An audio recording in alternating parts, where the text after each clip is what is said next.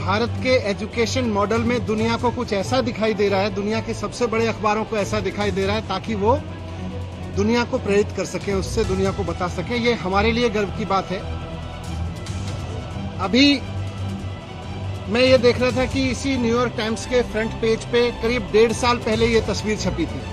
Covid के दौरान लाखों लाशें मां गंगा के किनारे पर किस तरह से गैर इंसानियत से जलाई गई थी, उसकी तस्वीर, उसकी खबर न्यूयॉर्क टाइम्स में छपी थी 1.5 साल पहले।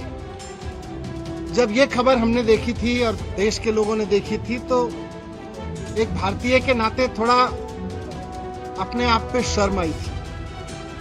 कल जब ये खबर छपी तो एक भारतीय के नाते सबको गर्व हुआ कि भारत में एजुकेशन का ऐसा मॉडल है जिसको न्यूयॉर्क टाइम्स जैसे अखबार फ्रंट पेज पे लीड स्टोरी बना बना के पूरी पिक्चर और पूरी स्टोरी छाप रहे हैं, इतना बड़ा आर्टिकल छाप रहे हैं। ये एक्चुअली दिल्ली के टीचर्स की तारीफ है। कल मेरे घर सीबीआई के ऑफिसर्स आए थे और दिल्ली सचिवालय में मेरे जो एजुकेशन मिनिस्टर का डिप्टी सीएम का ऑफिस है, वहां पर भी उन्होंने रेड की थी। उनको ऊपर से ऑर्डर्स हैं, उसकी तामील उनको करनी है। जो भी उनसे सही गलत कराया जा रहा है वो ऊपर के ऑर्डर से कराया जा रहा है। लेकिन जिस एक्साइज पॉलिसी के बारे में ये सारा विवाद खड़ा किया जा रहा है, मैं उसके बारे में कहना चाहता हूं कि वो इस देश की सबसे बेस्ट एक्साइज पॉलिसी है और उस पॉलिसी को हम पूरी ट्रांसपेरेंसी और पूरी ईमानदारी से लागू कर रहे थे और बहुत ईमानदारी से वो पॉलिसी तैयार की गई। अगर दिल्ली के एलजी साहब ने 48 घंटे पहले उस पॉलिसी को फेल करने की साजिश के तहत अपना फैसला नहीं बदला होता तो आज दिल्ली सरकार को इस बेस्ट एक्साइज पॉलिसी से कम 10,000 करोड़ रुपए हर साल मिल रहे होते। ये लोग कह रहे हैं कि इस पॉलिसी में बहुत बड़ा घोटाला हो गया। कल मैं मनोज तिवारी जी का एक प्रेस कॉन्फ्रेंस देखा मैंने। मनोज तिवारी जी कह रहे थे कि 8,000 करोड़ का घोटाला हो गया है एक्साइज पॉलिसी में। मनीष सिसोदिया ने 8,000 करोड़ का घोटाला किया। फिर थोड़ी देर बाद बीजेपी के और एक नेता आए प्रेस कॉन्फ्रेंस करने या शायद किसी मीडिया में बात करने, वो बोले 1100 करोड़ का घोटाला मनीष सिसोदिया ने किया है। फिर मैं सोच रहा था कि एलजी साहब ने जो प्रेस रिलीज जारी किया था उसमें उन्होंने लिखा था 144 करोड़ का घोटाला कर दिया मनीष सिसोदिया ने।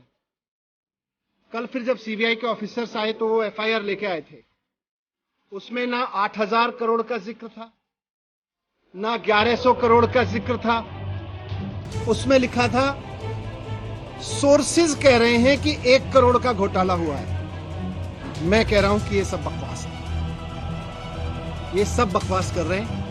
इस पूरी पॉलिसी में कोई घोटाला नहीं हुआ, बहुत शानदार पॉलिसी है। और जो ये लोग कह रहे हैं, इनको ना तो कुछ पता है ना इन्होंने कुछ पढ़ा है, बस इनको तो कहीं से कोई स्क्रिप्ट जो दी जाती है ये उसको रटते हैं।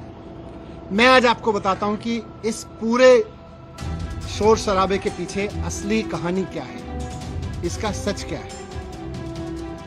सच ये है कि मुद्दा शराब का घोटाला है ही नहीं।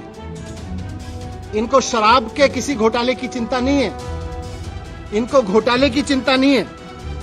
अगर इनको शराब के घोटाले की चिंता होती तो गुजरात में हर साल 10,000 करोड़ रुपए की एक्साइज चोरी होती है। अगर शराब की एक्साइज की चोरी की अगर चिंता इनको होती, एक्साइज के घोटाले की इनको चिंता होती, तो आज ये सीबीआई का पूरा हेडक्वार्टर गुजरात में शिफ्ट करा देते 10,000 करोड़ का घोटाला रोकने के लिए। और यही लोग करवा रहे हैं, जो लोग सीबीआई को इंस्ट्रक्शंस दे रहे हैं ना, यही लोग गुजरात में 10,000 करोड़ रुपए की एक्साइज की चोरी कर रहे हैं। वहां नहीं हो रही कोई धरपकड़। इसलिए मुद्दा तो करप्शन है ही नहीं, मुद्दा तो शराब का घोटाला है ही नहीं, मुद्दा तो घोटाला है ही नहीं। अगर मुद्दा घोटाला होता तो प्रधानमंत्री जी ने कुछ दिन पहले बुंदेलखंड एक्सप्रेसवे का उद्घाटन किया था। आप सबने देखा था, आप सबने दिखाया था, सारे मीडिया ने चलाया था और सारे मीडिया ने देश के बहुत शोर से बताया कि प्रधानमंत्री जी ने जिस हाईवे का, एक्सप्रेसवे का उद्घाटन किया था, 5 दिन के अंदर अंदर वो पूरी तरह से धंस गया। बहुत बड़ा घोटाला हुआ वो एक्सप्रेसवे बनाने में, हाईवे बनाने में। अगर मुद्दा करप्शन होता तो आज सीबीआई और ईडी प्रधानमंत्री द्वारा उद्घाटित किए गए उस महामार्ग के घोटालेबाजों को पकड़ रही होती, उनके घर रेड कर रही होती, जिन्होंने इतना बड़ा घोटाला कर दिया कि प्रधानमंत्री जी ने जिस एक्सप्रेसवे का उद्घाटन किया 5 दिन में धंस गया, वो है घोटाला। लेकिन जैसा मैं कह रहा हूं, मुद्दा घोटाला है ही नहीं। शराब या एक्साइज की चोरी इनकी परेशानी है ही नहीं। इनकी परेशानी है अरविंद केजरीवाल।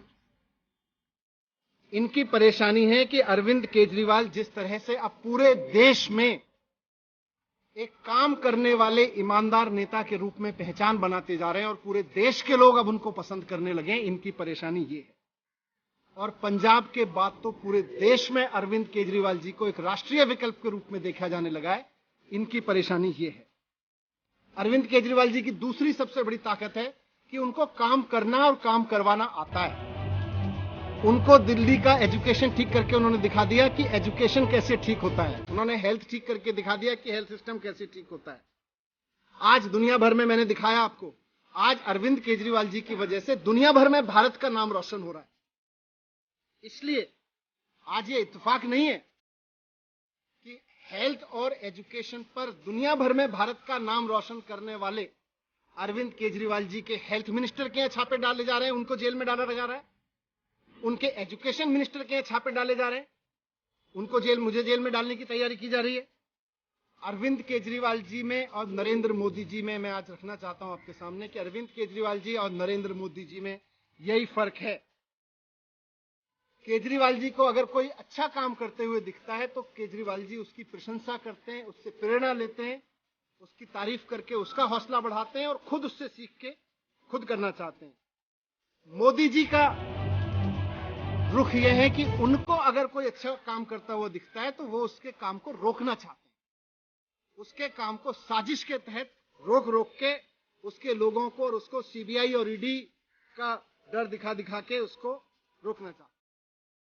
केजरीवाल जी गरीबों के लिए, आम मिडिल क्लास आम आदमी के लिए काम करते हैं, उसके लिए सोचते हैं। मोदी जी केवल और केवल अपने कुछ करोड़पति अरबपति लोगों के लिए, अपने कुछ अरबपति दोस्तों के लिए सोचते हैं, उनके लिए काम करते हैं। मोदी जी 24 घंटे ये सोचते हैं कि कौन से राज्य में पोजीशन की सरकार है, उसको पैसे देके या सीबीआई का डर दिखा के या ईडी का डर दिखा के कैसे उसको गिरा दिया जाए। मोदी जी 24 घंटे ये सोचते रहते हैं। जिस तरह से इन्होंने पिछले दिनों में पैसे के दम पे, ईडी के दम पे, सीबीआई के दम पे कई सरकारें गिराई हैं, आप सबने भी रिपोर्ट किया है। महाराष्ट्र में, गोवा में, तमाम बिहार में भी किया था इन्होंने, कर्नाटक में किया, मध्य प्रदेश में किया।